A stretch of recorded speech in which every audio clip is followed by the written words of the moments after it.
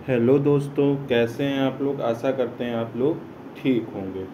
तो आज हम भारतीय साक्ष्य अधिनियम के नेक्स्ट लेक्चर में बर्डन ऑफ प्रूफ यानी कि सबूत के भार के विषय में पढ़ेंगे।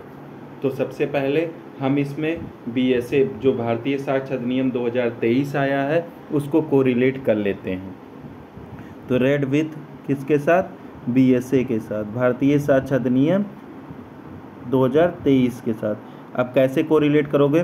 तो जो चीज़ें भाग 3 में दी गई थी अब वो किस में हो गई हैं? पार्ट 4 में हो गई हैं, भाग 4 में हो गई हैं, और नाम वही रह गया है। साक्ष्य का पेश किया जाना और प्रभाव वही रह गया। बीएसए में कोई चेंजिंग नहीं हुआ है। चैप्टर भी वही है, चैप्टर भी बस भाग में पार्ट में चेंज हुआ, बाकी चैप्टर का नाम भी वही है। केवल क्या चेंज हुआ? भाग 4 में अब सबूत के भार के विषय में भाग 4 में बताया गया। तो एक चीज़ जो चेंज हुआ वो बता दिया। नंबर 2, पहले 101 से लेके जो इंडियन एविडेंस था 114A तक था बर्डन ऑफ प्रूफ। अब 104 से लेके कहाँ तक हो गया है? अब ये 120 तक हो गया। ठीक है, 120 तक हो गया है बर्डन ऑफ प्रूफ। तो ये किस में था? ये इंडियन एविडेंस एक्ट जो पुराना वाला था उसमें, नए वाले में बीएसए में ये हो गया 104 से लेके 120 तक। तो इतनी चीज़ें अब क्लियर हो गई। बाकी चीज़ों में कुछ बदलाव होगा तो मैं बीएसए में वहीं पे साथ में बताता चलूँगा कि क्या क्या चीज़ बदलाव हुए हैं। तो आइए अब अपना लेक्चर हम शुरू करते हैं। क्या क्या चीज़, एक चीज़ और इसमें छूट गई वो मैं बता देता हूँ। देखो, बर्डन ऑफ प्रूफ को पढ़ने से सबसे पहले एक 101 से लेके 114A तक था पुराने में। तो अब आप इसको 104 से 120 जोड़ा करिएगा। मैं हर जगह नहीं बताऊंगा, वो दिमाग में रखिएगा। तो अब इसको पढ़ने से पहले 2 भागों में डिवाइड कर लेता हूँ। 2 भागों में डिवाइड करने का मतलब 101 से लेके 105 तक ये क्या हो जाएगा? आपका साधारण नियम हो जाएगा। ये साधारण नियम हो जाएगा। अभी जो जो चीज़ पढ़नी है पार्ट 2 में मैं पढ़ाऊंगा, आज यही पढ़ाएंगे। कल पार्ट 2 में क्या पढ़ाएंगे? 106 से लेके 114A तक। ये क्या है? ये अपवाद है। ये क्या चीज़ें हैं? अपवाद है। तो इतनी चीज़ें, इसको पढ़ने से पहले इतनी चीज़ें क्लियर कर लो, दिमाग में एक ग्राफ बना लो कहाँ से कैसे क्या पढ़ना है, तो बर्डन ऑफ प्रूफ आसानी से समझ में आ जाएगा। अब आप आइए कि क्या क्या चीज़ें दी गई हैं वो देखते हैं। देखिए, तो अब हम इसको शुरू करते हैं। इतनी चीज़ें हो गई। हाँ, एक चीज़ छूट गया, बीएसए के साथ ऐड कर लेना 104। हाँ, 104 से लेके कहाँ तक हो जाएगा? 104 से लेके जो अपवाद वाला था, सॉरी, पहले उसको भी वहीं बता दूं, नहीं तो दिक्कत हो जाएगी। तो जो ये था यहाँ पे इसके साथ बीएसए को ऐड कर लो, बीएसए को ऐड कर लेना। ये हो जाएगा आपका 103 से लेके, सॉरी, ये हो जाएगा रेड विथ, इसको अलग पेन से कर दे रहा हूँ, ब्लैक से। ये हो जाएगा 104 से लेके और कहाँ तक हो जाएगा? 108 तक हो जाएगा। ये आपका बीएसए में हो जाएगा, सॉरी, ये आपका बीएसए में हो जाएगा। और जो 106 वाला है 106 से 114 तक है, तो 108 हो गया, 109 से ये हो जाएगा आपका 120 तक हो जाएगा। ये बीएसए में है। ये चीज़ें छूट गई थी। तो अब आप आइए हम अपना लेक्चर शुरू करते हैं। तो आपको अभी इतनी चीज़ें मैंने बता दी।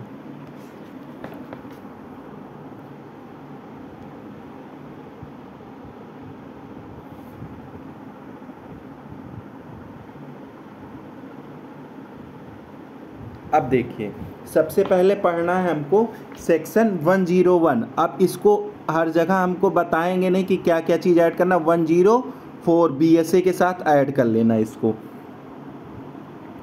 पेन पर चेंज कर लेता हूँ।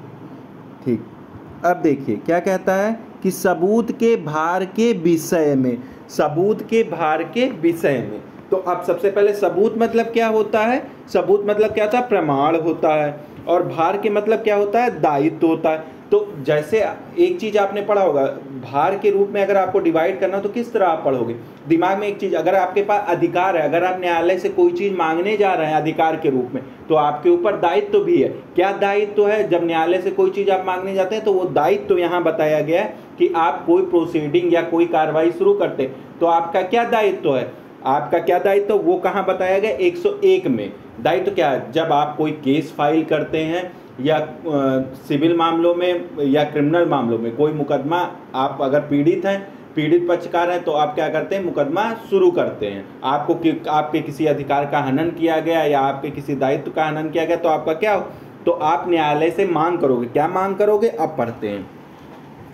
पहले सबूत का भार, जो कोई न्यायालय से यह चाहता है, जो कोई मतलब कोई भी व्यक्ति क्या चाहता है कि वह ऐसे किसी विधिक अधिकार या दायित्व के बारे में निर्णय दे, मतलब आपके किसी विधिक अधिकार का उल्लंघन हुआ हो या आपके दायित्व का उल्लंघन हुआ हो, और क्या चाहते हो आप, तो अपने विधिक अधिकार का वो विधिक अधिकार को पाने के लिए क्या करोगे, कोर्ट के सामने जाओगे। अपने दायित्व को पाने के लिए क्या करोगे, कोर्ट के सामने जाओगे।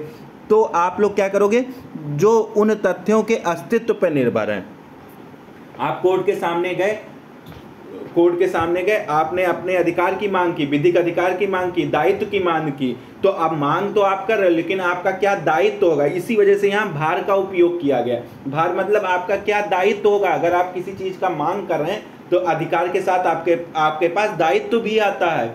अगर आपके पास अधिकार है कि आपके किसी अधिकार या दायित्व का उल्लंघन हुआ हो तो आप कहाँ चले जा सकते हो, कोर्ट चले जा सकते हो। तो आपके पास जब ये अधिकार है तो आपके ऊपर दायित्व। अब वो दायित्व क्या बताता है, वो देखिए। दायित्व क्या बताता है कि उन तथ्यों के अस्तित्व पर निर्भर है, मतलब जो आप अधिकार और दायित्व की मांग कर रहे हैं तो जिस अस्तित्व पर वो निर्भर है, मतलब वो किस चीज पर निर्भर है, किस पे आधारित है, जिन्हें वह प्रख्यात करता है। अब प्रख्यात मतलब मांग करता है, इसको यहाँ पे देखना, मांग करता है। क्या करता है, मांग करता है। प्रख्यात मतलब क्या होता है, मांगना, मांग करता है किससे, न्यायालय से। उसे साबित करना होगा कि उन तथ्यों का अस्तित्व है।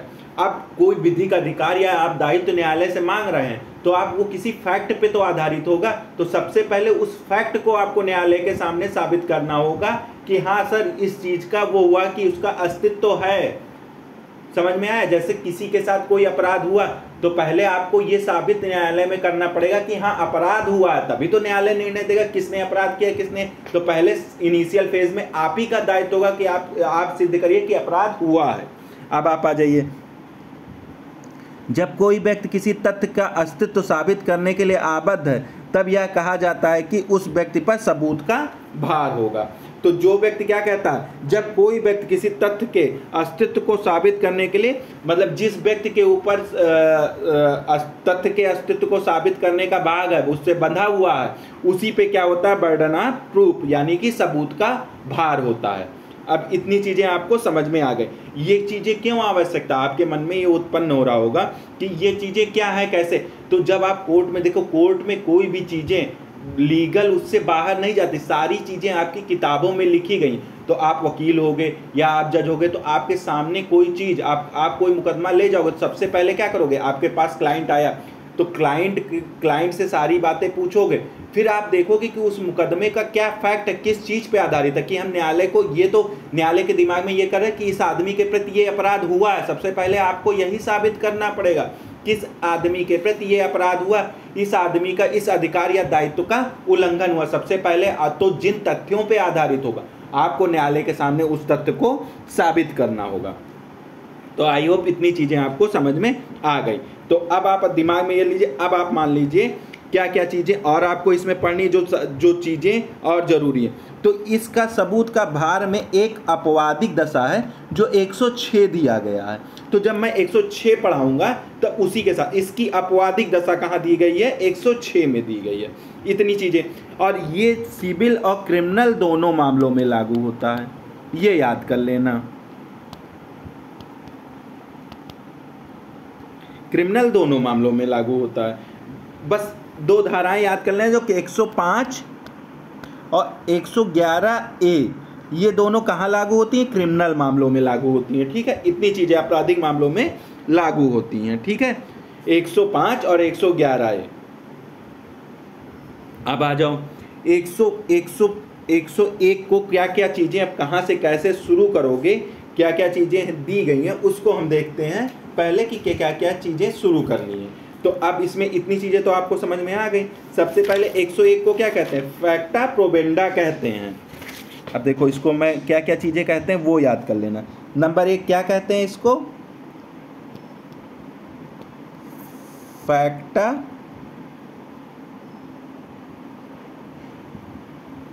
क्या कहते हैं? प्रोवेंडिया कहते हैं। 101 को कहते हैं, ये याद कर लेना, खूब पूछता है। अब फैक्टा प्रोवेंडिया पूछेगा तो नंबर 2 यही चीज़ याद रखना। फैक्टा प्रोवेंडिया में क्या है? सिद्ध जो भार होता है, सबूत का भार कभी नहीं बदलता है। इसमें सबूत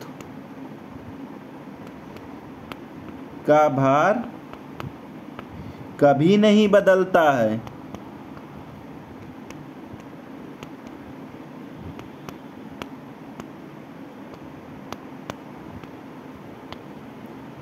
अब ये इतनी चीजें हो गई क्लियर कि इसमें सबूत का भार कभी नहीं बदलता है। और इसमें क्या होता है? तीसरा ये होता है कि इसमें प्रकरण को स्थापित करने का भार होता है। प्रकरण जो मामला है, प्रकरण मामला को स्थापित करने का, कि हाँ ये चीज़ हुआ है, स्थापित करने का भार, भार।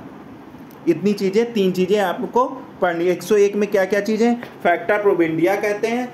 अब देखिए, अब आ जाओ पहले इनिशियल फेज पे कि क्या क्या चीज़ें। इतनी चीज़ें आपको क्लियर हो गई होंगी। तो फैक्टा प्रोबेंडा किस में दिया गया है? 101 में। याद कर लेना, जहां फैक्टा प्रोबेंडा आया तहाँ क्या बोलते हैं? बर्डन ऑफ प्रूफ चेंज नहीं होगा, कभी शिफ्ट नहीं होगा। ये कभी शिफ्ट नहीं होगा बर्डन ऑफ प्रूफ, ये याद कर लेना। इनिशियल बर्डन ऑफ प्रूफ की शुरुआत किससे होगा? अगर सिविल मामला है तो वादी से होगा, और अगर क्रिमिनल मामला है तो अभियोजक और प्रतिवादी से होगा। इसको का इस 101 का कौन? अगर सिविल मामला है याद कर लेना वादी से, और क्रिमिनल मामला है तो या तो अभियोजक से या परिवादी पे होगा। और ये कभी चेंज नहीं होगा। जिसने मामले को लाया है, जिस व्यक्ति ने मामला स्थापित किया, उसी को पहले ये सिद्ध करना होगा कि वो अपराध हुआ है, उस अधिकार का अस्तित्व है कि नहीं है, ये आपको पहले न्यायालय में साबित करना होगा। अब आप आ जाओ, इसमें एक चीज़ें ये आपकी हो गई। देखो हमेशा न्यायालय क्या कहता है? देखो ये चीज़ें क्यों आपके दिमाग में आ रहा होगा कि जो व्यक्ति मांग करने जा रहा है उसी से वो साबित, वो भाई पहले से पीड़ित है और न्यायालय उसी से कह रहा, तो ये क्या लोक नीति पे आधारित है।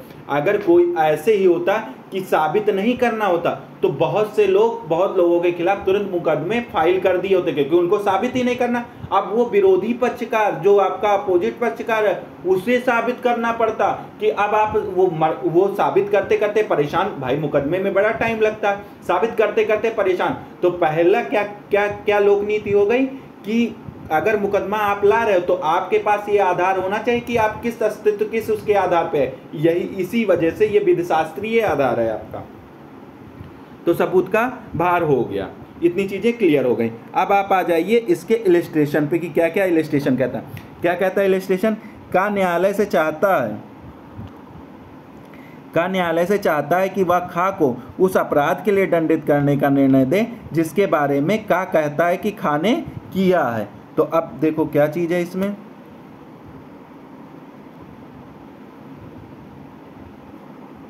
तो का को साबित करना होगा कि खा ने वह अपराध किया है। देख लो यहीं पे ये कह दे रहा कि का को साबित करना होगा कि वह अपराध खा ने किया है। नहीं तो ऐसे किसी के ऊपर भी कोई भी व्यक्ति किसी के ऊपर आके मुकदमा दायर कर सके अगर उसको साबित ना करना पड़े।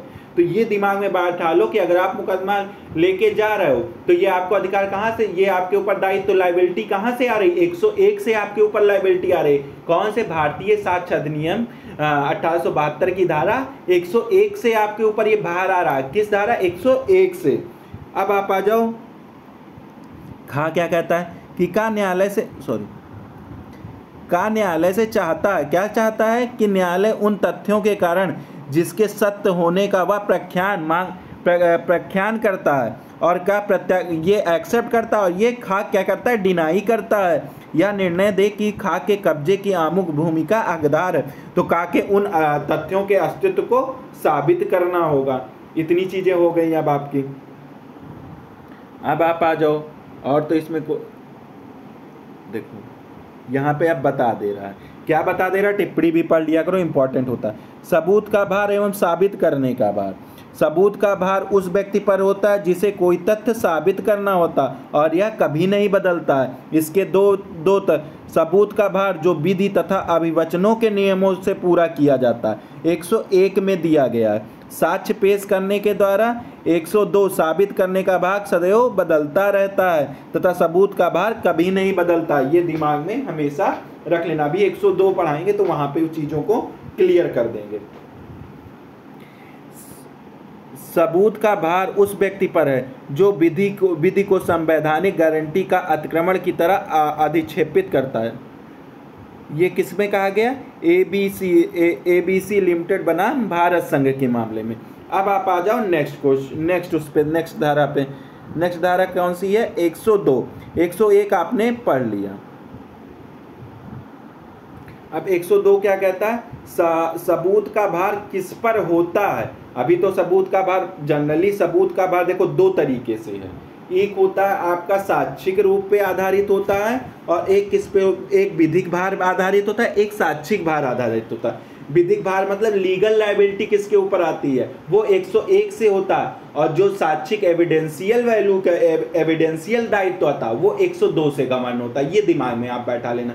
विधिक दायित्व मतलब विधिक के रूप में अगर आपके किसी अधिकार का उल्लंघन, तो आप 101 के तहत जाओगे, और उसको आप कैसे साबित करोगे, निर्वचनों द्वारा। अभी आपने पढ़ा है, क्या कह रहा है, 101 कह रहा है कि भार विधि तथा अभिवचनों के नियमों द्वारा, विधि में जो नियम दिए गए हैं, जो अभिवचन के नियम दिए उनके द्वारा पूरा किया जाता है।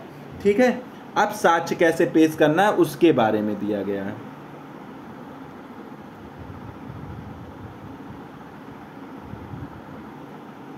तो आ जाइए, साक्ष्य कैसे पेश किया उसके बारे में। 101 में एक चीज़ें और छूट गई, वो भी बता दे रहे हैं। एक क्या चीज़ छूटा है, विधि शास्त्रीय आधार क्या है। 101 में जो नियम है, रुकिए,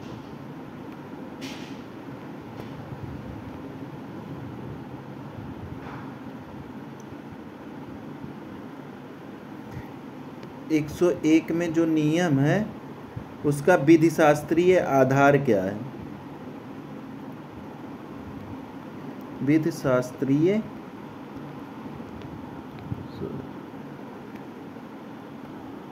हाँ, तो 101 का विधि शास्त्रीय आधार क्या है उसके बारे में बता देता हूँ। अब विधि शास्त्रीय आधार मतलब 101 की क्यों ज़रूरत पड़ी, इसके पीछे क्या मंशा है।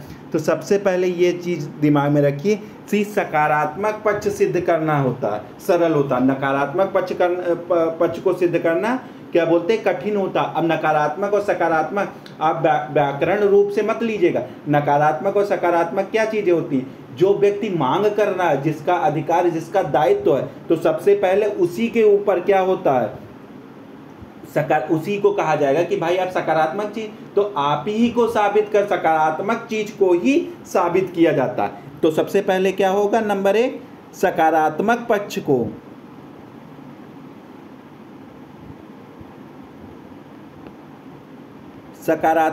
को साबित करना होगा। अब सकारात्मक मतलब आप जानते होंगे क्या होता है। सकारात्मक मतलब जैसे मान लो किसी व्यक्ति ने एक लोन लिया, एक मकान मालिक है और एक किराएदार है। तो किराएदार का ये दायित्व होता है कि वह समय समय पे अपने घरों का रिनोवेशन कराता रहे। मतलब ये उसमें लिखा गया है, मकान मालिक ने लिख दिया है उसमें कि आप समय समय पे इसका रिनोवेशन कराओ। तो मकान मालिक जो होता है वो किराएदार के ऊपर मुकदमा लाता है कि इसने घर को सही से नहीं बनाया। लेकिन अब देखने में तो लग रहा है कि जो मकान मालिक कह रहा है उसकी बात निगेटिव है, लेकिन ये व्याकरण रूप से निगेटिव है। सकारात्मक पक्ष क्या है कि वो मांग कर रहा है कि इस घर को, इसका दायित्व था कि इसको ठीक कराया जाए, और वो कह रहा है, जो किराएदार है वो कह रहा है कि मैंने घर को ठीक करा दिया है। तो ये तो सकारात्मक आपको लग रहा है कि वो कह रहा है हमने ठीक कर दिया, लेकिन मकान मालिक कह रहा है कि इसने ठीक नहीं किया है। तो मकान मालिक कह रहा है तो ये सकारात्मक पक्ष है। अगर आप विधि के दृष्टि से देखोगे तो ये सकारात्मक पक्ष है।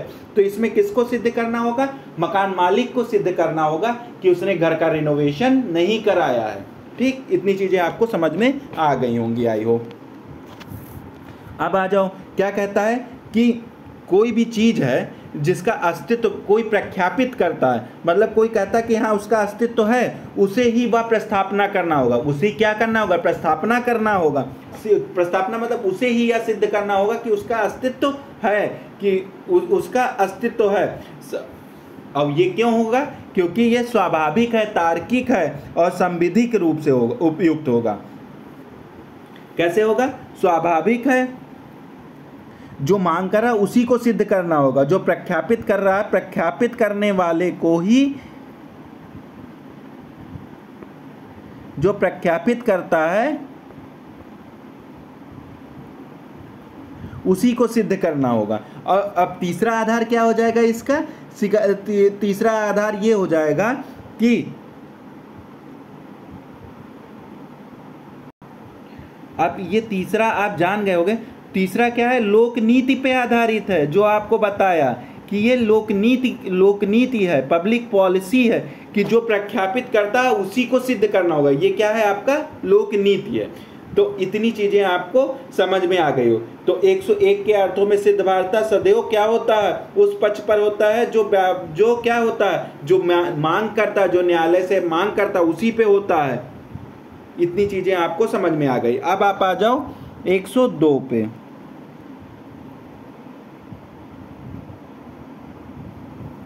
102 देखा जाए, इतनी चीजें 101 की खत्म हो गई। अब 102 देखा जाए। 102 क्या कहता है? सबूत का भार किस पर होता है? अब देखो, इसको ऐसे समझना, अभी मैं समझा दे रहा हूं। सबूत का भार किस पर होता है? किसी वाद या कार्रवाई में सबूत का भार उस व्यक्ति पर होता है जो असफल हो जाएगा या दोनों में से किसी भी ओर से कोई साक्ष्य ना दिया गया हो। अब मान लो कि पहले केस आपका स्थापित हो गया, तो अब बर्डन ऑफ प्रूफ शिफ्ट हो गया बी पे। ए और बी थे, तो ए ने तो साबित कर दिया, सबसे पहले तो उसने साबित कर दिया कि अपराध हुआ या इस चीज का अधिकार है जिसकी मैं मांग कर रहा हूं। अब बी के ऊपर आ गया बर्डन ऑफ प्रूफ। बी क्या कहता है? बी भी उस मामले में कहता है कि मेरी गलती नहीं है। फिर क्या होगा? ये मामला फिर ए के पास जाएगा कि भाई बी तो कह रहा है कि मैंने अपराध नहीं किया, तो आप सबूत दीजिए कि बी ने कैसे अपराध किया। तो ए सबूत देने में मान लो असफल हो जाता है और बी भी सबूत देने में असफल हो जाता है। तो अब क्या होगा? तो दोनों में से किसी ने साक्ष्य नहीं दिया, ना ए ने दिया ना बी ने दिया। तो मामला क्या माना जाएगा? कि बी ने कोई अपराध नहीं किया, क्योंकि बर्डन ऑफ प्रूफ कहाँ शिफ्ट हो गया था? ए पे। और ए ने कोई एविडेंस नहीं दे पाया कि बी ने अपराध किया था। अपराध तो हुआ था, लेकिन अपराध बी ने किया था, इसका कोई एविडेंस नहीं दे पाया। कौन नहीं दे पाया? ए नहीं दे पाया। ए नहीं दे पाया। फिर उसके बाद ए भी नहीं दे पाया। शुरू में इनिशियल फेज में ए भी नहीं दे पाया, बी भी नहीं दे पाया। तो अगर ए भी नहीं दे पा रहा, बी भी नहीं दे पा रहा सबूत, तो मामला वैसे ही खत्म हो जाएगा, क्योंकि कोई सबूत नहीं दे पा रहा। तो जो मामला लाता है वो ये माना जाता है कि वो मामला गलत तरीके से लाया गया। ठीक है, इतनी चीजें समाप्त हो गई। तो 101 और 102 में क्या कहता है कि वाद 102 में क्या है? सबूत का भार बदलता है। ये नोट कर लेना, सबूत का भार इसमें बदलता है, ये याद कर लेना, बहुत इंपॉर्टेंट चीजें हैं। सबूत का भार बदलता है और इसे क्या कहते हैं? ओनस प्रोवेंडा कहते हैं। ओनस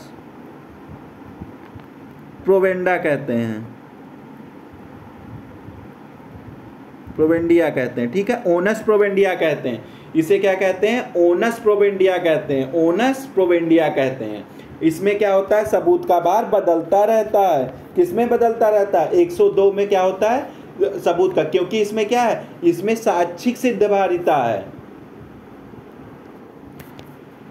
इसमें क्या है? साक्षिक सिद्धभारिता है। और सूट या प्रोसीडिंग के दौरान इसमें क्या होता है? भार शिफ्ट होता रहता है। पहले में शिफ्ट नहीं होता, 101 में शिफ्ट नहीं होता, 102 में शिफ्ट होता। तो आओ इसको हम अच्छी तरीके से समझा देते हैं कि क्या चीजें हैं।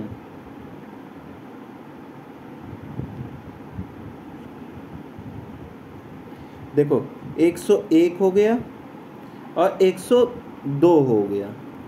101 क्या कहता है? 101 में ए और बी के बीच में मामला चल रहा है, तो ए को सिद्ध करना पड़ेगा कि इस मामले का अस्तित्व है, मामले का अस्तित्व है, ठीक है। अब ए ने मामले का तो अस्तित्व कर दिया और बी के खिलाफ मुकदमा विधा है, तो ए को सबूत देना पड़ेगा। क्या सबूत देना पड़ेगा? कि ए ने बी ने अपराध किया है। और अगर ए अब सबूत दे देता तो बी कहेगा कहने मैंने ये अपराध नहीं किया। वो फिर भाई शिफ्ट हो, सॉरी ये मैं 101 और 102 ये दोनों एक दूसरे से जुड़े हुए हैं। 100A में जब मामला स्थापित हो गया, अब यहां पे क्या होगा? साक्ष्य की मांग की जाएगी। 102 में साक्ष्य की मांग की जाएगी। अब साक्ष्य, जो आदमी साक्ष्य देने में क्या होगा? असफल हो जाएगा। और ये असफल कौन? जो सबसे पहले असफल होगा। दोनों पक्षकार असफल हुए, तो जो सबसे पहले असफल हुआ तो माना जाएगा कि उसका वो अधिकार या दायित्व नहीं है, उसके प्रति वो अपराध नहीं किया गया है। ये चीज आप समझ लीजिएगा।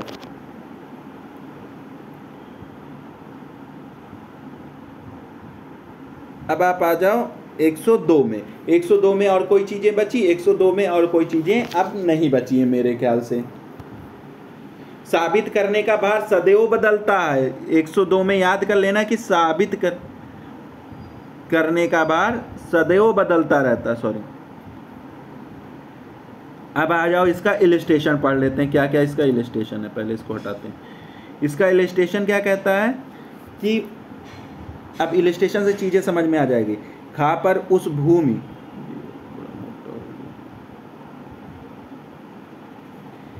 के लिए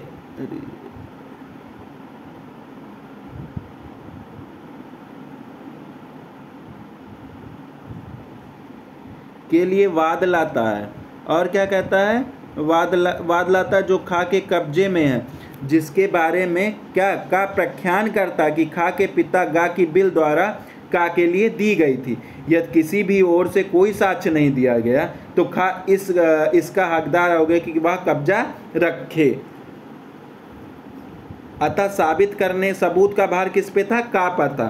खा पर उस भूमि के लिए का वाद लाता। कौन लाता? का, कि खा के कब्जे में है, भूमि जो है खा के कब्जे में है, और जिसके बारे में का क्या करता है? व्याख्यान करता है, एक्सेप्ट करता है कि वह खा के पिता गा की बिल द्वारा का के लिए दी गई थी।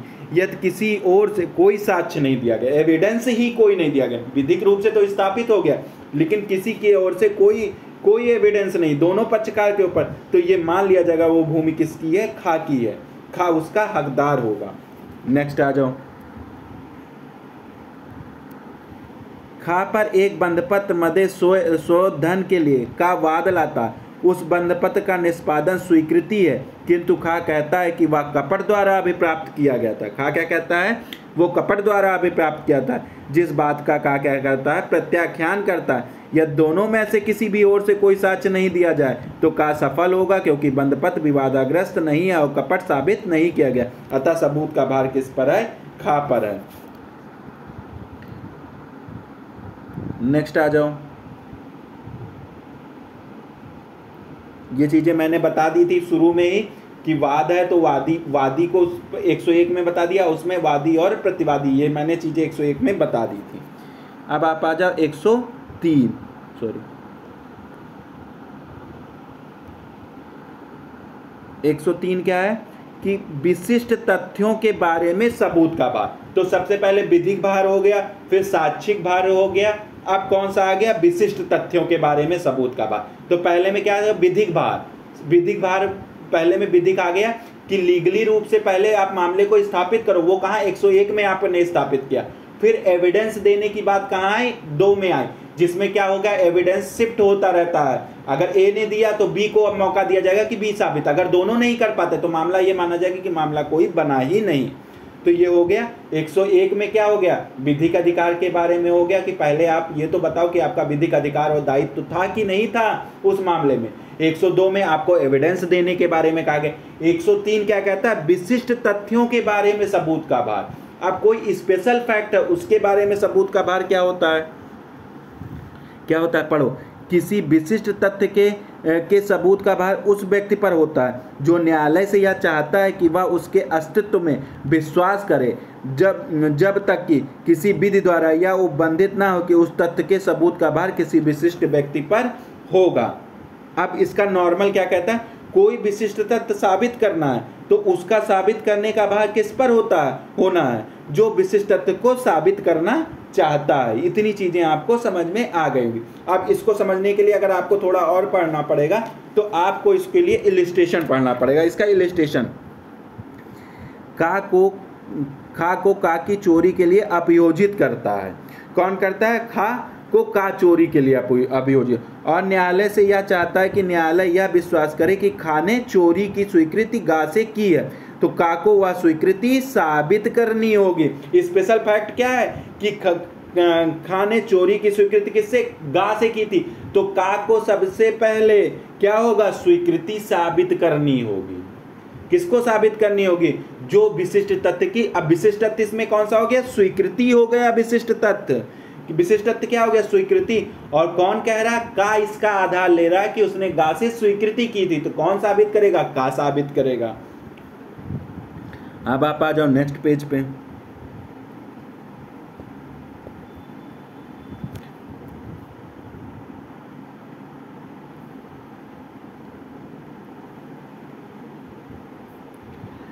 अब क्या इसमें देखो, खा न्यायालय से चाहता है कि वह यह विश्वास करे कि प्रश्नगत समय पर वह अन्यत्र था, तो उसे यह साबित करना। अन्यत्र मतलब प्ली ऑफ एलबी बाई धारा 11 में आप चले जाना, वहां पे ये बता रहा है कि जिस समय यह अपराध किया गया उस समय मैं उस जगह पे मौजूद ही नहीं था, मैं कहीं और मौजूद था। तो ये आपको साबित करना होगा कि आप किसी और जगह मौजूद थे। ये किसे, अगर आप प्ली ऑफ एलबी बाई का सहारा ले रहे हैं तो आपको ये साबित, जो व्यक्ति सहारा ले रहा है, जो व्यक्ति उस विशिष्ट तथ्य का सहारा ले रहा, विशिष्ट तथ्य प्ली ऑफ एलबी हो गई, जो व्यक्ति उस विशिष्ट तथ्य का सहारा ले रहा उसे ही साबित करना होगा कि वह किसी और अन्य जगह पे था। तो इतनी चीजें आपकी हो गई 103 में। अब आ जाओ 104 में। 104 क्या कहता है कि साक्ष्य को ग्राह्य बनाने के लिए, क्या कहता है, साक्ष्य को ग्राह्य बनाने के लिए जो तथ्य साबित किया जाना उसे साबित करने का भार किस पर होगा, किसको। अब साक्ष्य को ग्राह्य बनाने के लिए, किसको ग्राह्य बनाने के लिए, साक्ष्य को ग्राह्य बनाने के लिए जो तथ्य साबित किया जाना उसे साबित करने का भार किस पर होता है। देखो इसको रेड विथ 136 कर सकते हैं। आप क्यों कर सकते हैं, ये मैं अभी आपको जब पूरी चीजें पढ़ूंगा तो उसी के साथ बता दूंगा। ऐसे तथ्य को साबित करने का भार जिसका साबित किया जाना किसी व्यक्ति को किसी अन्य तथ्य के साक्ष्य देने में समर्थ करने के लिए आवश्यक है, उस व्यक्ति पर होता है जो ऐसा साक्ष्य देना चाहता है। अब देखिए क्या होता है, आपको कोई क्या कहता है, साक्ष्य को ग्राह्य, आपको अगर एविडेंस को ग्राह्य बनाना है तो क्या करना है, तथ्य को साबित करना। साक्ष्य को बनाने के लिए किसी फैक्ट को साबित करना है तो उसे साबित करने का भार किसके ऊपर होगा, जो व्यक्ति वो साक्ष्य दे रहा है। जो व्यक्ति वो साक्ष्य दे रहा है वो भार किसके ऊपर होगा, उस फैक्ट को साबित करने का भार किसके ऊपर होगा, जो एविडेंस दे रहा है। अब इसको आप ऐसे समझना, देखो इलस्ट्रेशन से पकड़ना, इलस्ट्रेशन से चीज़ें समझ में आती है। खा द्वारा किए गए मृतकालिक कथन को का साबित करना चाहता है। तो खा द्वारा जो मृतकालिक कथन किया गया वो कौन, का साबित करना चाहता है। तो का को खा की मृत्यु पहले साबित करनी होगी। तो अब मृत्यु साबित होगा तभी तो वो मृतकालिक कथन होगा। जब तक मृत्यु साबित नहीं होगा तो ये मृत्यु क्या हो गए, मृत्यु वो फैक्ट हो गया। और ये क्या हो गया, ये एविडेंस हो गया। अब एविडेंस ये तभी दे सकते हो जब इस फैक्ट को आप साबित करो। ये फैक्ट क्या है, यहाँ कहता नहीं तथ्य, और ये कहता है साक्ष्य। साक्ष्य को ग्राह्य बनाने के लिए पहले उस तथ्य को साबित करना होगा। तो यहाँ पे इस इलस्ट्रेशन में तथ्य क्या है, मृत्यु है। पहले उसकी मृत्यु को साबित करना कि उसका मृत्यु हो गया है, और वो मृतकालिक कथन को साबित। लेकिन इसका एक अपवाद है, वो अब यहाँ पे 136 धारा कहाँ दिया गया, 136 में दिया गया। धारा 136 कहता है कि न्यायालय के पास ये अधिकार है कि वो मृतकालिक कथन को एक्सेप्ट कर ले और बाद में उससे कहे कि आप बाद में मृत्यु साबित कर लीजिएगा। ये न्यायालय कह सकता है, लेकिन आपको मृत्यु साबित करनी होगी। बस ये न्यायालय के पास 136 में पावर है कि मृतकालिक कथन को एक्सेप्ट कर ले और आपको मृत्यु बाद में सिद्ध करने को कह सकता है। तो आपको आई होप ये चीज़ें समझ में आ गई होंगी। अगर समझ में आ गई होंगी तो प्लीज़ मैं रिक्वेस्ट कर रहा हूँ, मुझे कमेंट बॉक्स में बता दीजिएगा। तो मुझे ये लगेगा कि मैं सही डायरेक्शन में आपको पढ़ा रहा हूँ, मेरी मेहनत सफल हो रही है। तो प्लीज़ जितने लोग भी, जो भी लोग देखते हैं, प्लीज़, मैं कभी नहीं कहता हूँ लेकिन मैं कह रहा हूँ कि वो चीज़ें मुझे कमेंट में करके प्लीज़ बता दीजिए। तो मुझे ये लगता है कि आगे भी इसी तरीके से चीज़ों को समझाऊंगा तो आप लोगों को समझ में आ जाएगी। ठीक है, अब आप आ जाओ। का किसी खोई हुई दस्तावेज की अंतर्वस्तु को द्वितीयक साक्ष्य द्वारा साबित करना चाहता है। तो का को यह साबित करना होगा कि दस्तावेज खो गया है। तो अब मान लो, सबसे पहले तो आप दस्तावेज को साबित करने के लिए प्राइमरी एविडेंस या सेकेंडरी, तो सबसे पहले आपको प्राइमरी एविडेंस, प्राइमरी नहीं है तब आप सेकेंडरी एविडेंस दे सकते हो। आप प्राइमरी एविडेंस, सेकेंडरी एविडेंस प्रस्तुत करने का क्या तरीका, उसमें एक आधार है कि खो गया, दस्तावेज क्या हुआ, खो गया। तो पहले आपको यह न्यायालय में साबित करना होगा। अब खो गया क्या हो गया, खो गया फैक्ट हो गया, और आप सबूत क्या, द्वितीयक साक्ष्य देना चाहते, ये आपका सबूत हो गया, ये आपका साक्ष्य हो गया। तो पहले आपको ये सिद्ध करना होगा कि दस्तावेज खो गया है। तो आई होप आप लोगों को इतनी चीजें, 104 में क्या, किसी साक्ष्य को साबित करना है और वो किसी तथ्य पे आधारित, तो पहले आपको उस तथ्य को साबित करना होगा, फिर वो साक्ष्य न्यायालय ग्रहण करेगा। हाँ, बस अंतर इतना हो सकता है कि उस साक्ष्य को न्यायालय ले ले और बाद में आपको उसको साबित, उस तथ्य को साबित करने के लिए कहे, बस इतना। वो कहां से पावर आती है, 136 से आती है। अब आप आ जाओ 105 में। धारा 105 क्या कहता है, 105 यह साबित करने का भार कि अभियुक्त का मामला अपवादों के अंतर्गत आता है। अब देखो नियम है ये सब, पहले बताया था 101 कौन, विधिक नियम है कि आप अधिकार और दायित्व की मांग कर रहे हैं, तो आपको न्यायालय में बताना पड़ेगा कि आपका अधिकार है, आपका दायित्व है इस चीज की मांग करने का। नंबर 2, साक्षी के मूल्य। साक्ष्य क्या, अगर आपके पास एविडेंस है तो आप न्यायालय में प्रस्तुत करो, अपने आप को निर्दोष या दूसरे को दोषी साबित करो।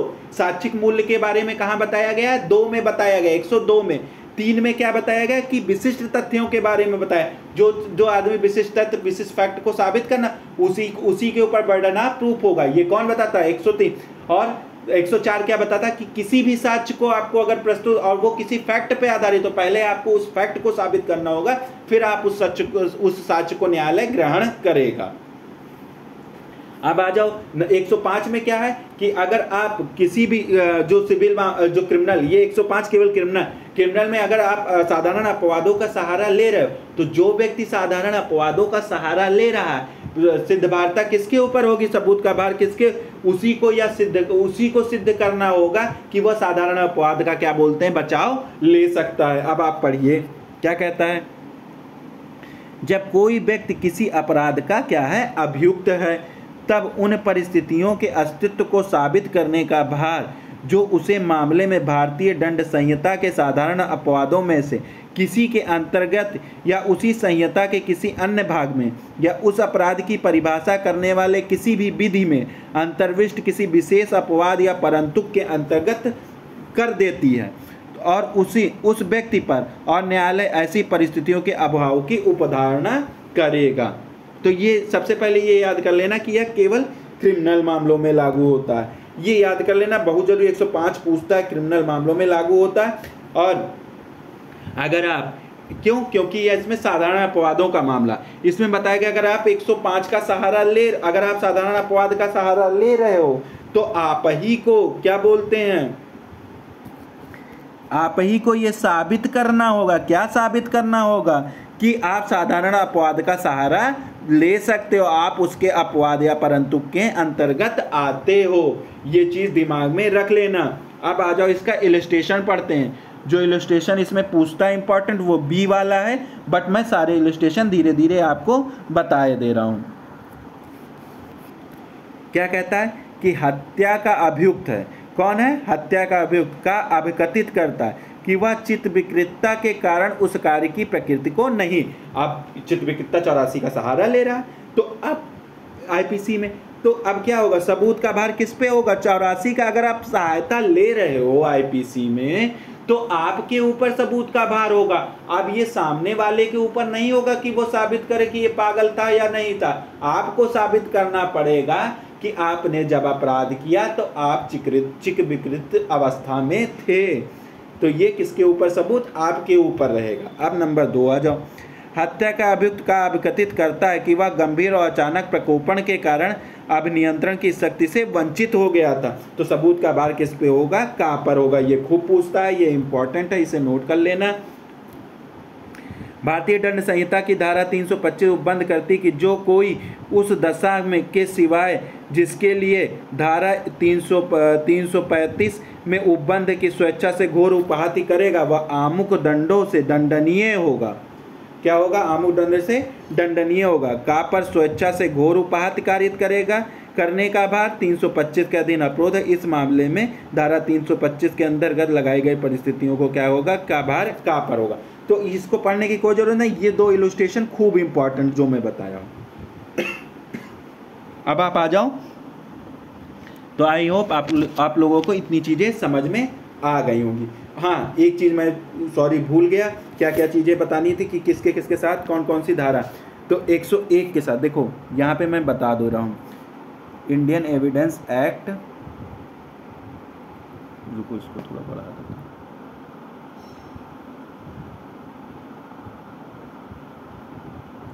इंडियन एविडेंस एक्ट और यहाँ पे क्या हो जाएगा? BSA हो जाएगा।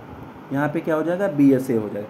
इंडियन एविडेंस एक्ट में 101 आज ने जो 101 पढ़ा, 102 पढ़ा, 103 पढ़ा, 104 पढ़ा, 105 पढ़ा। तो 101 किसके साथ पढ़ोगे? 104 के साथ पढ़ोगे BSA में। 102 किसके साथ पढ़ोगे? 105 के साथ। 103 106 के साथ, 104 107 के साथ और 105 108 के साथ पढ़ोगे। तो आई होप इतनी चीज़ें आप लोगों को समझ में आ गई। बाकी इसमें कोई बदलाव नहीं, मैंने देख लिया। ठीक है। अब इसके बाद नेक्स्ट लेक्चर में अपवादों का। तो आज साधारण नियम मैंने समाप्त कर दिया। तो एक बार मैं रिवाइज करा दे रहा हूँ। 101 में क्या? विधिक अधिकार के बारे में। अगर आपका किसी अधिकार या दायित्व की मांग को करते हो तो आप न्यायालय में, देखो साधारण सी चीज समझो दिमाग में, सबूत का भार कहाँ से उत्पन्न होता है, कहाँ तक कितने नियम है आपके पास। साधारण नियम क्या है? और मान लो सबूत का भार, जैसे आप विधिक अधिकार या दायित्व की मांग करते हो तो आपका सबसे पहले ये है कि आप न्यायालय को समझाओ कि सर मेरा ये अधिकार, इस अधिकार को पाने का मेरा ये अधिकार है, इस दायित्व को पाने का मेरा ये अधिकार है। कौन? आप न्यायालय को समझाओगे। जब न्यायालय समझ जाएगा तब आप उसको साबित करने का एविडेंस दोगे। एविडेंस दोगे तो विपक्षी भी कहेगा सर मैंने ये अपराध नहीं किया, वो भी एविडेंस देगा। तो साक्ष्यिक मूल्य कहाँ आ जाएगा? 102 में आ जाएगा। तो 102 में क्या है? एविडेंशियल वैल्यू की बात बताया है। 103 में क्या? स्पेशल, किसी स्पेशल उसको साबित करना है, किसी स्पेशल विशिष्ट तथ्य के बारे में किसी को साबित करना है। तो किसके ऊपर? जो विशिष्ट तथ्य को साबित करना जाता तब जब तक विधि द्वारा कोई रोक न लगाया गया हो। इतनी चीजें आप दिमाग में बैठा लेना। तो 103 हो गए, 103 हो गया। 103 को 106, 104 में क्या कहता है? 104 कहता है कि अगर आपको किसी साक्ष्य को देना है न्यायालय में और वो क्या है, किसी फैक्ट या तथ्य पे, जैसे मृत्युकालिक कथन वाला 104 में मृत्युकालिक कथन वाला दिमाग में बैठाना, इलिस्ट्रेशन बहुत इंपॉर्टेंट।